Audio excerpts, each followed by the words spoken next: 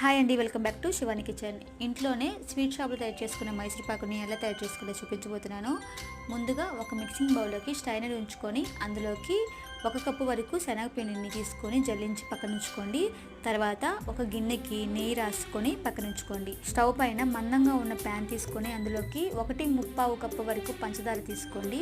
1/4 cup వరకు water తీసుకొని మంటని లో ఫ్లేమ్లో ఉంచి చక్కెర కరగనివ్వండి. మరొక స్టవ్ పైన ఒక గిన్నె నుంచి 1 కప్పు వరకు సన్ఫ్లవర్ 1 కప్పు వరకు నెయ్యి వేసుకొని మంటని లో ఫ్లేమ్లో పెట్టి నెయ్యిని హీట్ చేసుకోండి.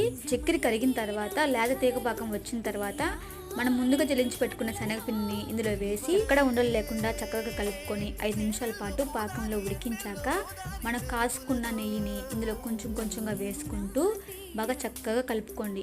5 నిమిషాల తర్వాత పిండి అనేది కాస్త దగ్గర పడి ఇలా బబుల్స్ లాగా ఫామ్ అయిన తర్వాత ఇలా పిండిలో ఉన్న నెయ్యి అంతా రిలీజ్ అవుతున్నప్పుడు నెయ్యి రాసిన